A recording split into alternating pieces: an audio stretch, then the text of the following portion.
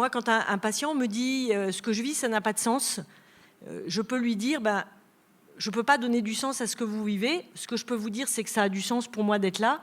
Mais surtout, ce que je trouve plus important, c'est que ça a du sens pour toute notre société. Et la société, elle nous dit, dans la loi actuelle, vous comptez pour nous. Et parce que vous comptez pour nous, on va tout faire pour vous soulager. Une des raisons qui fait qu'on est là, tous, vous et nous, c'est parce qu'on pense que ça a du sens pour toute notre société. On ne le fait pas juste avec nos forces à nous. On est à l'avant de cette société. L'anthropologue Margaret Mead, elle date le début de la civilisation de la découverte d'un fémur humain cassé et ressoudé. En disant, quelqu'un qui se casse le fémur, s'il n'est pas aidé, il va mourir. Il ne peut pas se nourrir, il ne peut pas aller boire, il ne peut pas se protéger des prédateurs. Si on a découvert un fémur cassé et ressoudé, c'est que quelqu'un a pris soin de cette personne jusqu'à ce que son fémur se ressoude. Et donc, elle date de là, le début de la civilisation, et je trouve que c'est intéressant en tout cas. Et ça veut dire que nous, si vous voulez, on est placé par la société peut-être aux avant-postes de la civilisation, c'est-à-dire dans le soin et au contact de ceux qui souffrent, mais on le fait au nom de la société. Et je crois que dans la crainte qui nous traverse tous en ce moment, c'est l'impression que peut-être la société n'est plus derrière nous et que du coup on va devoir faire avec nos forces à nous et que peut-être on a ce sentiment qu'elles ne seront pas suffisantes, nos forces à nous, et que peut-être on ne va pas y arriver si la société n'est pas derrière nous pour dire ça a du sens. Les personnes dont vous prenez soin, elles comptent pour nous tous. Elle ne compte pas seulement pour vous soignants ou vous bénévoles, elle compte pour nous tous, la société. Et je crois que voilà, il y a une partie du vertige qui nous saisit, qui vient de là, de cette impression que peut-être c'est sur nos forces à nous qu'il va falloir compter pour dire ça a du sens de prendre le risque d'affronter la mort au quotidien, parce que c'est un risque qu'on prend tous ensemble. Alors ça, on arrive à tenir parce qu'on le prend en équipe, parce qu'on a appris, parce qu'on a été formé, parce qu'on se soutient les uns les autres, mais quand même c'est un risque. Parce que nous, on regarde pas du tout. Allez, on bosse, hein. C'est ce qu'on fait, on essaie.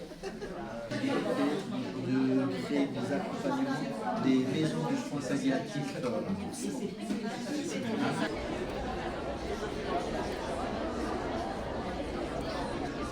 Le titre général de notre congrès, c'est les associations d'accompagnement et l'évolution des lois sur la fin de vie. Le centre de notre réflexion, c'est d'être un cran plus loin dans notre réflexion collective tous ensemble sur cette question.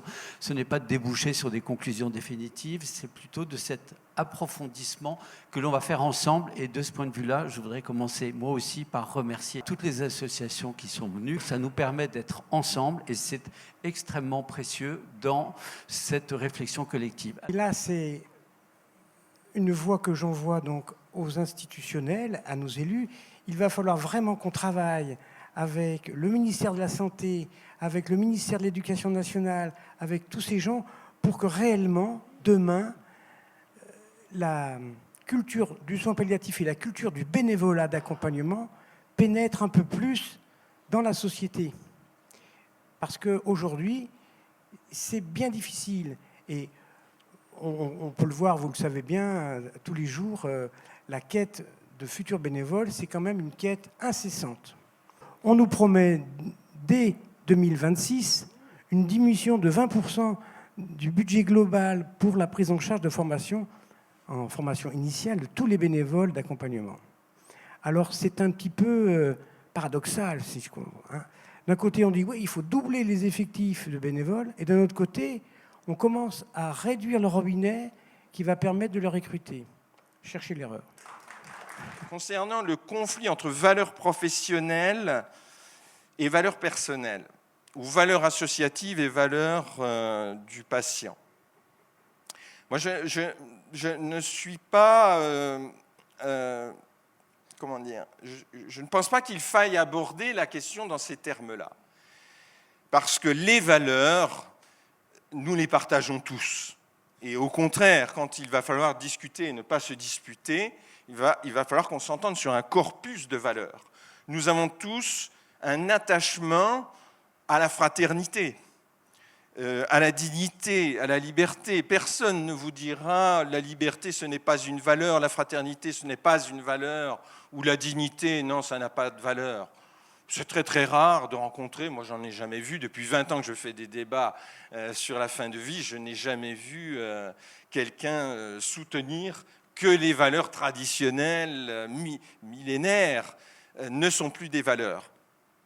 Ce qui nous distingue les uns des autres, ce n'est pas que nous n'avons pas les mêmes valeurs, c'est que nous ne les hiérarchisons pas de la même manière en fonction des situations. Voilà. À savoir que face à quelqu'un qui veut mourir, c'est vrai que certains verront plutôt un appel à la solidarité, à la fraternité humaine, le soutien psychologique, on va appeler la famille, on va mettre en place des antalgiques, ils feront tout pour incarner la bienfaisance, comme on dit en éthique médicale. Et puis d'autres qui, eux, dans ces circonstances-là, diront quand même, c'est sa liberté, il affirme qu'il a perdu sa dignité, nous lui devons le respect et nous allons l'aider à mourir. Voilà, ce n'est pas une différence de valeur, mais c'est que dans certaines circonstances, nous ne sommes pas d'accord sur la hiérarchisation des valeurs que nous impose une situation de dilemme. C'est ce qui fait le nid, en quelque sorte, de la complexité.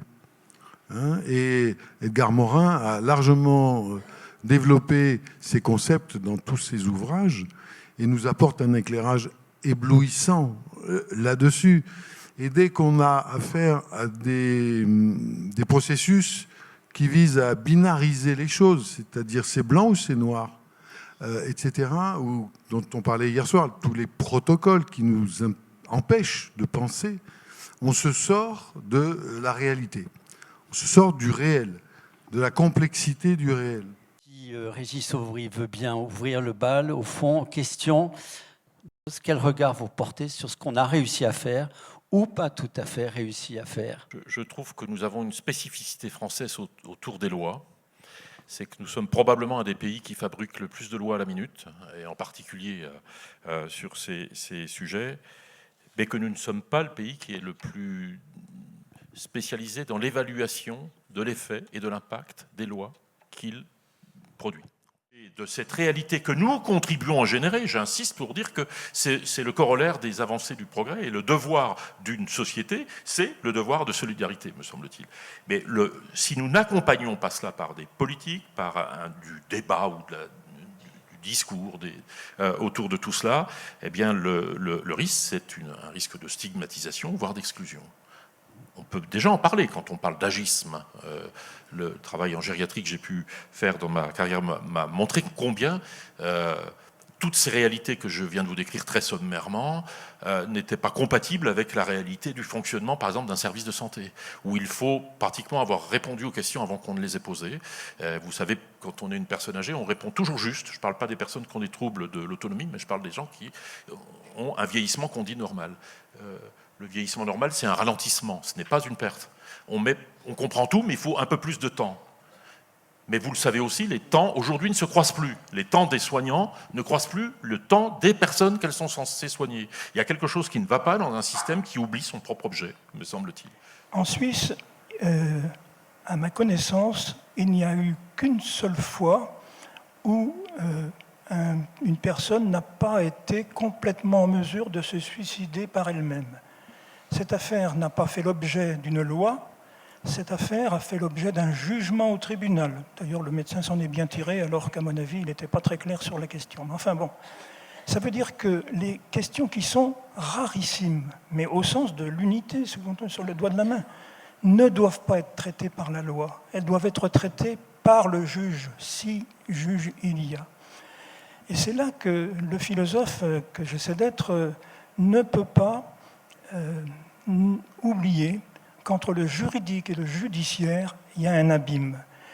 Ricoeur, qui était très très hostile à légiférer sur ces questions, disait « mais nous avons toujours ce que nous appelons nous autres en philosophie depuis Aristote l'équité, c'est-à-dire le jugement, c'est-à-dire aussi le judiciaire. » Alors la loi, il faut faire très attention, on ne doit la toucher, comme disait le doyen Carbonnier, qu'avec tremblement. Donc, si j'avais un reproche majeur à faire à l'avis du CCNE, c'est d'avoir ouvert cette perspective d'euthanasie, parce que bien évidemment, les personnes qui auront droit à l'euthanasie seront considérées comme une exception, mais les autres diront pourquoi faut-il être en mauvaise posture pour avoir droit à l'euthanasie? Au nom de l'égalité, bien entendu, la porte est ouverte et elle ne se refermera pas. Nous évoquions la notion très discutable, elle aussi, d'éthique de la transgression dans des situations exceptionnelles. d'éthique de la transgression. Dans certaines situations, il semble plus éthique de transgresser une norme, le droit en l'occurrence, ou une référence morale, que de la respecter si la respecter, c'est contribuer à faire souffrir. C'est en gros... Nous avions réuni des membres du Conseil d'État, nous avions réuni des magistrats autour de tout cela. Cette notion d'éthique de la transgression était inadmissible pour des magistrats et des membres du Conseil d'État. C'est bien dommage, parce que ça nous aurait évité, à mon avis, d'aller dans le sens... Je suis complètement d'accord. Dans la revue, une petite revue de rien du tout, La décroissance. Ils m'ont interviewé là, et j'ai donné un exemple récent. C'est un jeune interne qui, voyant une hémorragie cataclysmique se produire en fin de vie, a mis du curare, boum, boum. Il se sentait pas bien. C'est devant le comité d'éthique qu'il est venu rendre compte de sa transgression. Nous l'avons écouté, nous n'avons pas jugé, évidemment, nous n'avons pas dénoncé au juge. Quelqu'un aurait pu le dénoncer au juge, qui d'ailleurs en l'affaire aurait été très clément, vu ce que le pauvre homme le pauvre soignant avait dû supporter par manque de transmission avec les équipes précédentes. Mais ça suffisait. La transgression avait été parlée. Et si quelqu'un voulait encore prendre la parole, oui, eh ben, c'est au premier rang. Merci. Bonsoir. Donc Gilles Laverne, je suis neurologue à la retraite, donc une spécialité palliative s'il en est une, avec quelques années d'expérience. Donc c'est vrai que j'ai beaucoup apprécié le côté promotion des soins palliatifs et de la culture palliative, et on essaye d'y travailler dans le département le plus possible. J'étais neurologue ici à Gap. La première partie du débat, je ne sais pas si vous êtes allé jusqu'au bout de dire, mais si on avait appliqué comme il faut cette loi en cours, est-ce qu'on en serait là? Est-ce qu'il n'y a pas un certain nombre de situations qui seraient déjà prises comme il faut?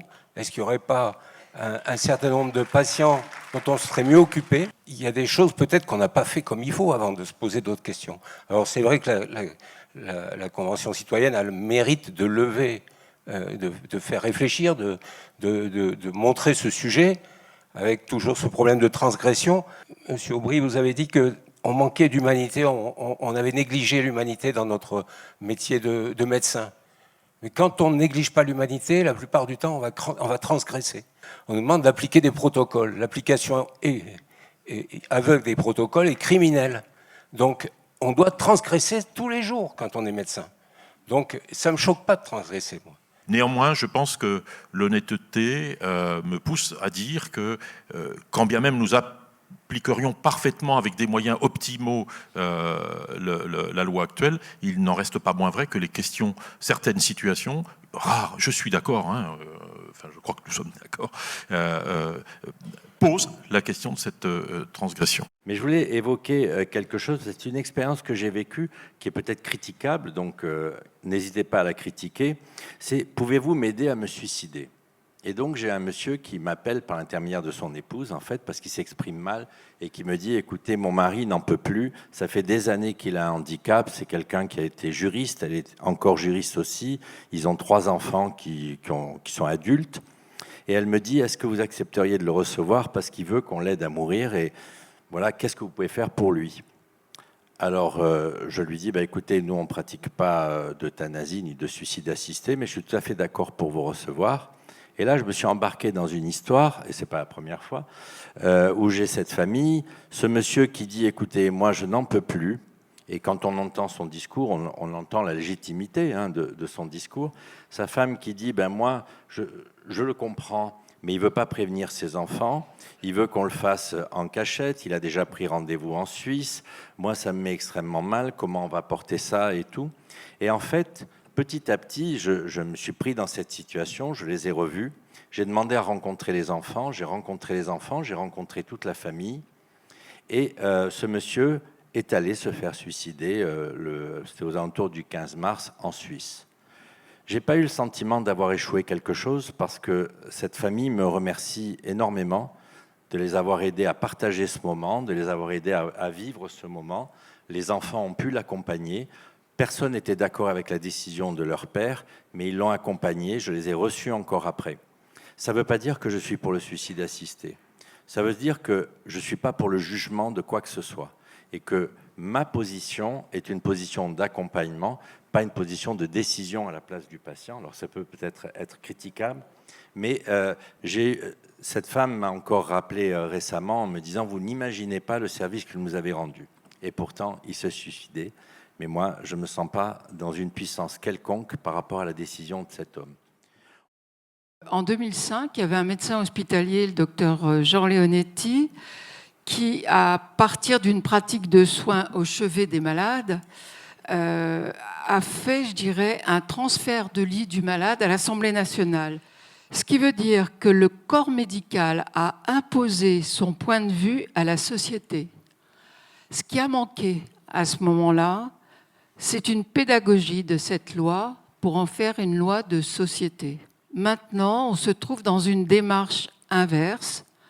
On part d'une émotion sociétale et on l'applique au chevet du malade pour satisfaire la société. Et dans cette loi, on voit qu'il est très peu fait référence aux bénévoles, qui sont justement les représentants de la société. Aussi, je crois que c'est à nous d'exploiter cette absence et d'en faire une présence. Aussi, notre domaine, je dirais que c'est de se tourner vers une loi d'aide à vivre et de ne pas nous laisser hypnotiser par cette loi d'aide active à mourir. Donc, ce que je prône, c'est que Jalmalve nous aide à prôner une loi d'aide à vivre. Voilà ce que j'avais envie de vous dire.